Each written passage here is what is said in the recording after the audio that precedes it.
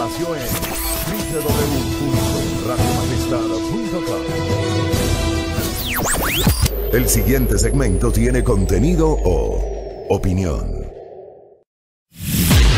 La entrevista en A Primera Hora. Analizamos los hechos del momento junto a sus protagonistas. Muy bien, 6 de la mañana con 48 minutos. Gracias por la sintonía, gracias por acompañarnos. A ver qué nos dice el señor Ricardo Bravo. Gracias por el aporte, señor. Usted siempre tan generoso, cronista parlamentario. Dice, una acotación, se habla de reformas a la ley de contratación pública, pero en la Comisión de Régimen Económico de la Asamblea ya se trabaja en una reforma legal en ese sentido. Ojo, dice Ricardo, la Comisión de Régimen Económico está liderada por Daniel Mendoza, el asambleísta manabita cuyo asesor fue detenido la semana anterior y sobre cuyas investigaciones no sabemos cuánto han avanzado en esta semana. Y también nos dice Ricardo que existe un proyecto de ley de extinción de dominio que trabaja la Comisión de Participación Ciudadana encabezada por Raúl Tello. Ese proyecto de ley tendría su informe para primer debate en el curso de la próxima semana. Ahí están las leyes. Pero yo insisto, no, la tragedia de este país no es la creación de nuevas leyes, amigos y amigas, es la aplicación de las leyes vigentes. La venta de humo, pretendiendo hacer pensar a los ciudadanos que con la aprobación de una ley se van a solucionar las cosas per se, eso ha sido recurrente a lo largo de los años en la República. Me contacto con Gabriela Rivadeneira Burbano, expresidenta de la Asamblea Nacional, asambleísta de la Revolución Ciudadana. Nos acompañan esta mañana para hacer una valoración del momento político y económico que vive el país. ¿Cómo le va, Gabriela? Bienvenida, buenos días. Fabricio, buenos días, un saludo muy especial a todos los seguidores de Majestad. Gracias por la gentileza. ¿Cómo le cayó a usted? ¿Cuál es su análisis sobre el paquete de medidas económicas que ha sido anunciado e implementado por el presidente Lenín Moreno? El tema de los combustibles, por ejemplo, que ya está en vigencia, ayer mismo se emitió el decreto ejecutivo correspondiente. El tema de la reducción de la jornada laboral para los servidores públicos, que implicará además una reducción de sus salarios, eso va a pasar. Ayer mismo ya se emitieron 10 decretos ejecutivos a través de los cuales se eliminan 8 empresas públicas y 2 instituciones con rango de ministerio pertenecientes al gobierno del presidente de la República. ¿Cómo ve usted en el camino estas decisiones que se han adoptado?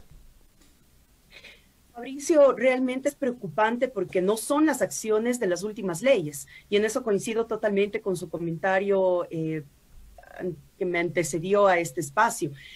Ya viene siendo un cúmulo de decisiones tomadas por parte del presidente Moreno y de su gabinete que ha puesto en serio riesgo la estabilidad jurídica, económica, social del pueblo ecuatoriano y del Estado ecuatoriano en general. La desinstitucionalización del Estado lo que ha provocado es tener justamente un abandono de áreas fundamentales y en eso vemos el recorte absurdo que ha tenido el área de educación y de salud.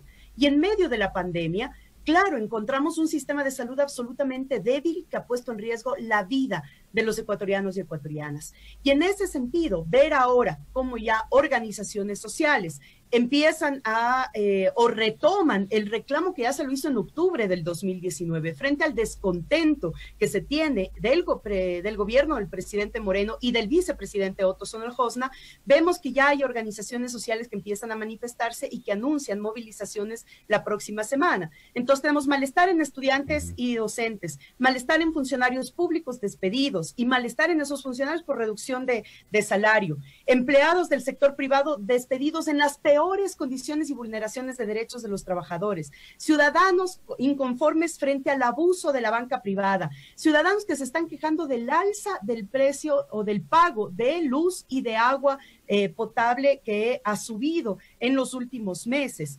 4 millones de ecuatorianos, Fabricio, ciudadanos y ciudadanas, 4 millones de ecuatorianos están en estado de pobreza, viven con menos de $2 diarios. Esa es la situación caótica a la que nos enfrentamos producto de la falta de liderazgo del gobierno del presidente Moreno. Ahora, lo que se ha dicho recurrentemente en el discurso del sector oficial es que lo que está ocurriendo ciertamente, hay una incidencia de la pandemia del COVID-19, hay una situación económica complicada que no es exclusiva del Ecuador, sino a nivel internacional por la baja del precio del petróleo, pero insistentemente se habla de que el gobierno anterior no le dejó al gobierno del presidente Moreno la mesa puesta, que hubo muchísimas complicaciones, que hubo un gran endeudamiento público, que hubo además un incremento inusitado de la masa salarial, como así le llaman, al referirse a la cantidad de servidores o de personas que trabajan en el servicio público. Es decir, se insiste que lo que está pasando el día de hoy, entre otras cosas, es una consecuencia de malas decisiones adoptadas por la administración anterior, Gabriela. Primero, es obvio que la pandemia ha azotado al mundo, o sea, no es solamente un tema de Ecuador, sino del mundo. Sin embargo, se marca la diferencia de saber cómo diferentes gobernantes han tomado decisiones frente a la pandemia para evitar que se profundice una crisis. Insisto, en el Ecuador, la crisis económica estaba dada desde la toma de decisiones del presidente Moreno, cuando en vez de fortalecer el sistema de salud y evitar en la primera fase que haya una profundización de la pandemia en el Ecuador, lo que hicieron ágilmente fue ir a pagar más de $700 millones al Fondo Monetario Internacional. Además, en vez de cobrar y poner las políticas que nosotros las hemos presentado, porque aquí hay algo claro, nosotros como Revolución Ciudadana no es que hemos hecho oposición por oposición, hemos presentado alternativas viables para que se evite golpear a clases medias y clases populares. Y entre esas está, por ejemplo, el cobro de los deudores del fisco.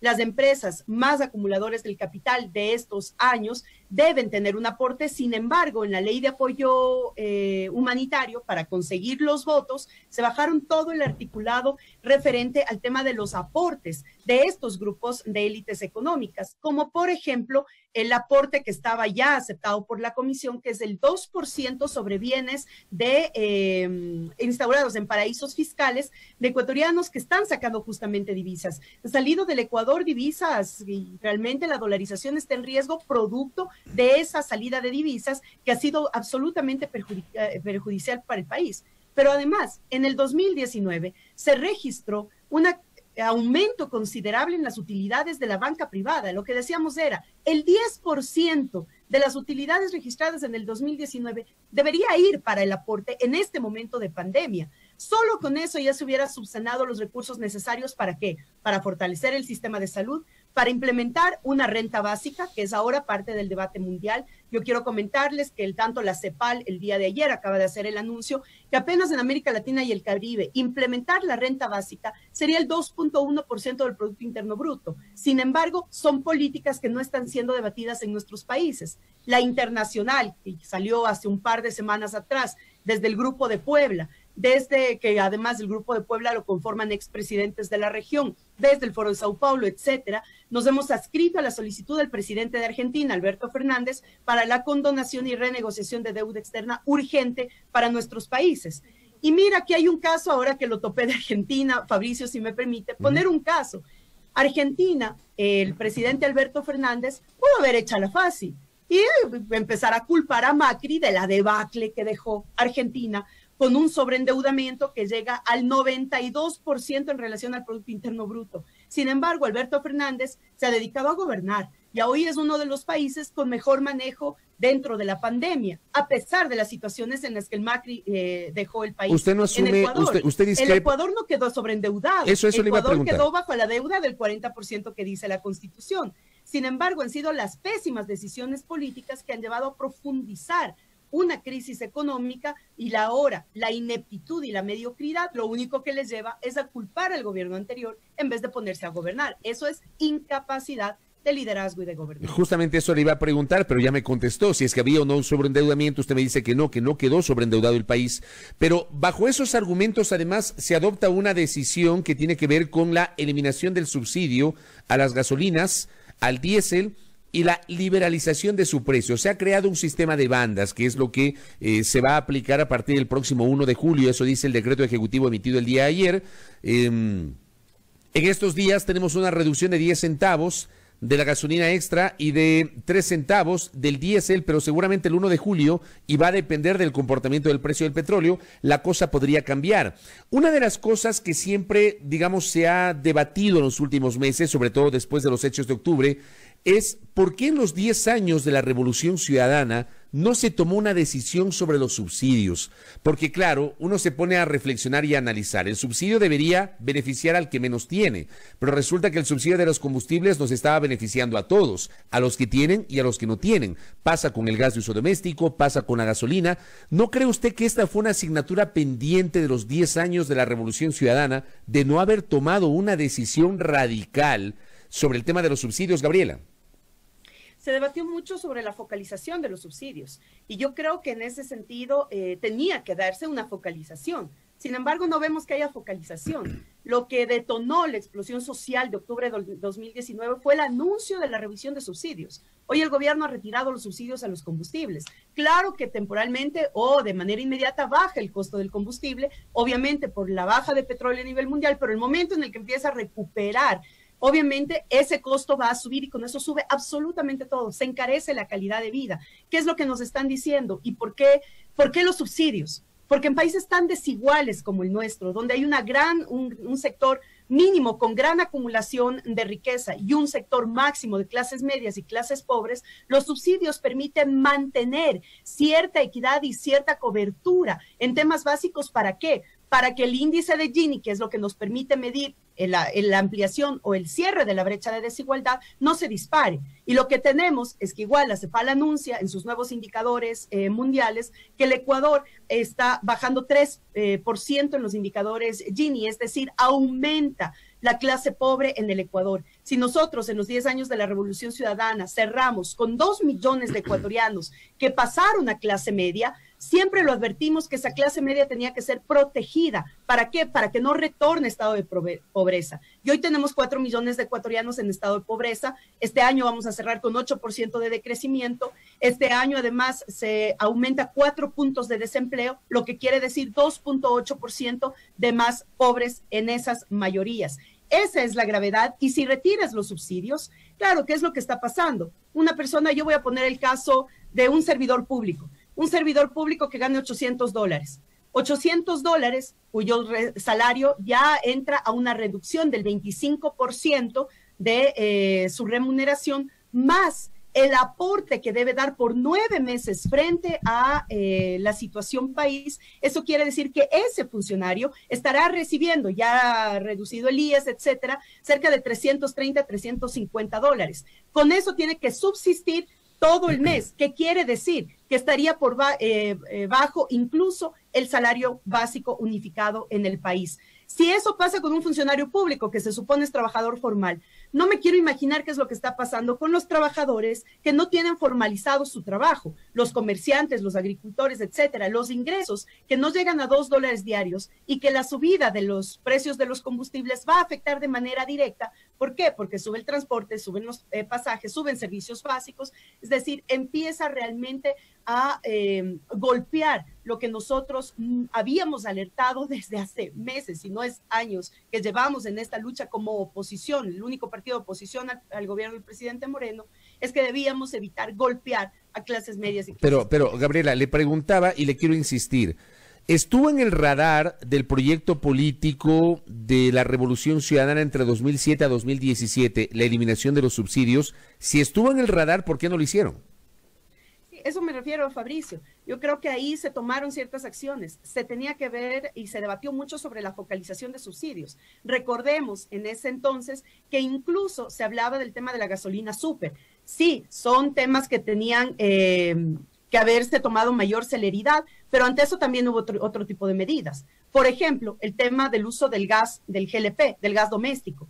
En esa lógica, nosotros lo que propusimos fue planes o programas como, por ejemplo, el uso de cocinas eléctricas justamente para evitar el consumo de GLP, especialmente cuando hay gran tráfico de GLP por nuestras fronteras. Son decisiones que se las tomó, son decisiones que se les debatió. Recordemos que incluso se anunció y se aplicó a raíz de una reforma legal el precio de energía eléctrica para quienes consumían, que no eran del sector industrial, sino quienes consumían energía eléctrica para el calentamiento del agua de sus piscinas. Entonces, en ese sentido, se tomaron decisiones para focalizar realmente el tema de los costos y servicios. Sin embargo, Si es que algo podía hacer este gobierno para proteger clases medias y clases pobres, era la focalización de los subsidios. Y en vez de la focalización, decidieron la liberalización de los subsidios. Claro. Del precio de los combustibles, perdón. Yo, por ejemplo, ayer hice un comentario que se lo comparto a Gabriela Rivadeneira, que nos acompaña en esta mañana.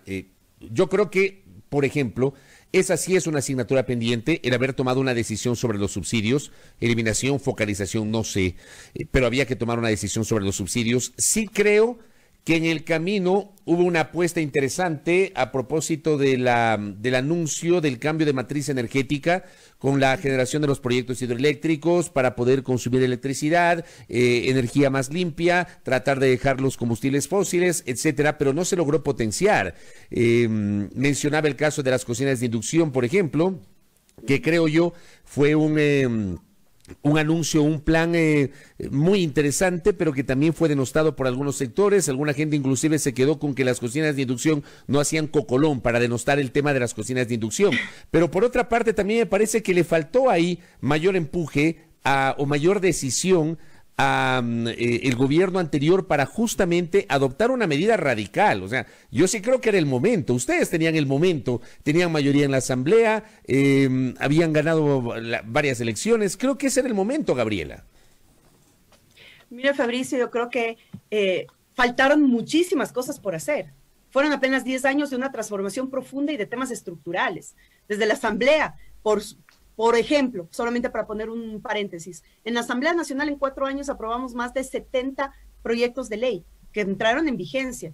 En esta Asamblea, lamentablemente, la baja de la Asamblea y la falta de credibilidad, ahí estas mayorías móviles y esta accionar de los asambleístas que realmente han apostado al mejor postor, que son las élites económicas en el país, han dejado muchísimo que desear. Muchas cosas se pudieron hacer. En efecto, asumamos que debíamos tomar las decisiones que usted dice, Fabricio, insistiendo en que yo soy partícipe de la focalización, no de la liberalización de los precios en el tema de combustible. Sin embargo, ya han pasado 3 años. ¿Qué es lo que ha hecho el gobierno del presidente Moreno y de Otto Sonelhosna estos 3 años para tratar de mejorar la situación país, más allá de poner recursos en marketing, en comunicación, traer asesores extranjeros, olvidar el sistema de salud, de educación, de vialidad, de alimentación, de grandes proyectos, el tema del proyecto de becas, por ejemplo, de los estudiantes que está ahora prácticamente exterminado? Es decir, en vez de apostar realmente a sostener las buenas cosas que se venía trabajando durante los 10 años de la Revolución Ciudadana, lo que han hecho basados en descorreizar es desinstitucionalizar al país. La gravedad de lo que estamos viviendo es que se está aplicando en el Ecuador en este preciso momento una dictadura de nuevo tipo, que no está siendo debatida, una dictadura en la que implanta un gobierno por sobre la normativa, en esas frases célebres que han salido en el sentido de decir que la realidad superó la legalidad y se ha instaurado una serie de ilegalidades e inconstitucionales en el Ecuador que ha puesto en jaque a la democracia y al Estado de Derecho.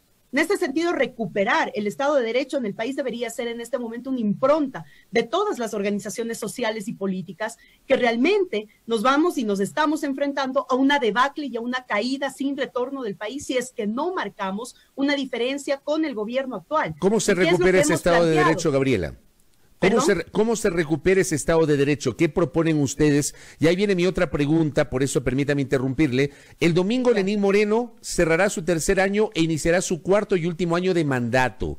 ¿Cómo recuperamos ese Estado de Derecho en el último año de mandato del presidente Moreno?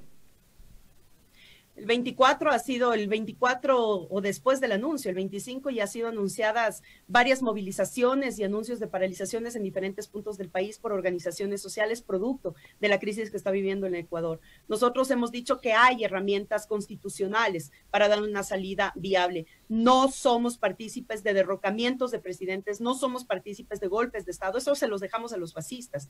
Sí, la Constitución tiene herramientas para hacerlo y el artículo 130 de la Constitución, que yo lo mencioné en octubre del 2019 y que causal de eso tengo un proceso de instigación abierto, pues es justamente el artículo que la Asamblea Nacional debería entrar a debatir.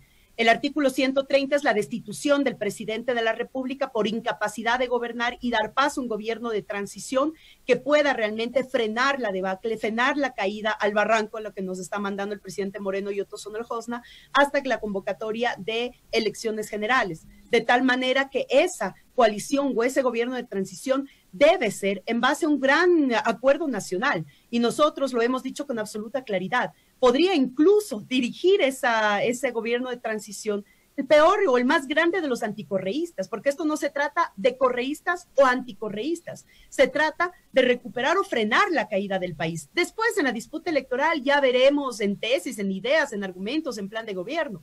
Ahora lo que se trata es justamente frenar esta debacle. Así que la oportunidad es ir hacia un gobierno de transición que permita realmente tener un alto a todo lo que está pasando en el Ecuador y que está haciendo caso omiso el gobierno actual.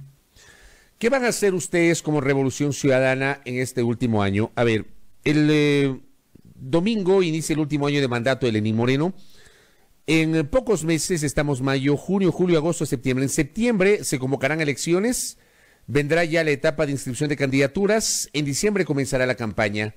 ¿Cómo están planificando ustedes este segundo semestre del año desde el pensamiento y la organización política, Gabriela Rivadeneira?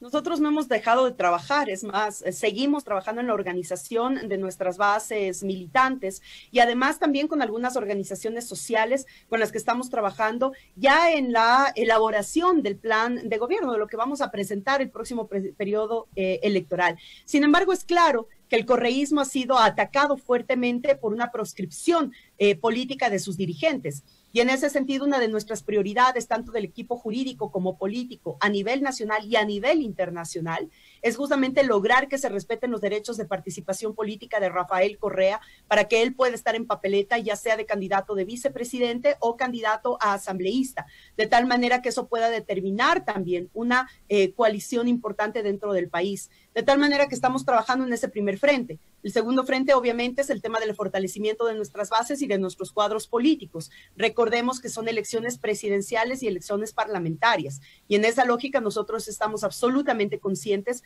que la Asamblea Nacional debe recuperar cierto grado de credibilidad y debe avanzar hacia proyectos reales para la gente. Por eso es necesario tener un plan de trabajo para debatir con argumentos, con ideas. Y en ese sentido nosotros esperamos también que se respete los tiempos del calendario electoral. Mucho se ha hablado de sectores, incluso la propia presidenta del órgano electoral hizo y todavía sigue vigente la consulta a la Corte Constitucional en el sentido de poder aplazar las elecciones de febrero 2021, lo cual sería un agravante más a la crisis que estamos viviendo en el Ecuador. Ustedes todavía no tienen una decisión tomada respecto de presentarse a las elecciones en la lista 5 con candidato presidencial propio, o tal vez están analizando o podrían respaldar una opción presidencial de fuera de la Revolución Ciudadana. De eso se trata la convocatoria de un gran frente político y social para el 2021, es decir, una coalición que nos permita realmente presentar al país una alternativa viable. ¿Pero están dispuestos a hacer renunciamientos? ¿Están dispuestos a hacer renunciamientos? Si eso no se trata de correísmo o anticorreísmo, creemos que hay que avanzar esa coalición y en esa coalición se verán los nombres. Yo creo que eso siempre ha sido en segundo plano. Lo primero es saber qué es lo que vamos a disputar, cuál es el programa o el proyecto país que queremos presentar a la gente. Y después los nombres que asuman ese proyecto país son los que estarán en la papeleta. Sin embargo, nosotros estamos absolutamente conscientes de que la coalición nacional es la mejor alternativa que tenemos para presentar al país. Y en eso entrarán otras organizaciones políticas con sus nombres, con sus candidatos, otras organizaciones sociales, de tal manera que este frente pueda presentarse con la fortaleza de ganar mayoría parlamentaria y ganar en primera vuelta la elección presidencial. Nos dice Coalición Nacional, por eso mi pregunta o mi repregunta. ¿Dispuestos ustedes a hacer renunciamientos? Es decir, si logra cuajar, si se logra concretar esta coalición nacional y se define allí que el candidato no sea alguien que pertenezca a la Revolución Ciudadana, sino a otro sector, pero que converja en la coalición, ¿están dispuestos a ceder ustedes, Gabriela? Sí, claro. Por eso estamos nosotros proponiendo la coalición. Creemos que esa es la salida. Correcto. Gabriela, gracias por el tiempo y por la gentileza. Vamos a ver qué pasa en el transcurso de las siguientes semanas. Un abrazo a la distancia. Buenos días. Abrazo, Fabricio, y solidaridad con el pueblo ecuatoriano. Hasta una próxima. Gracias. Gabriela Rivadeneira Burbano, asambleísta de la Revolución Ciudadana, expresidenta de la Función Legislativa, conversando aquí en A Primera Hora sobre la situación política y económica del país, también sobre lo que podría ser la proyección de carácter preelectoral. Gabriela Rivadeneira ha dicho que la Revolución Ciudadana está armando, está procurando, está convocando a una gran alianza, un gran frente, una gran coalición de Fuerzas Progresistas y ha dicho, estamos dispuestos a hacer un renunciamiento. Es lo que ha señalado justamente nuestra invitada en el transcurso del último tramo de este diálogo. Gracias a Gabriela Rivadeneira. 7 de la mañana con 12 minutos en A Primera Hora por Majestad Radio.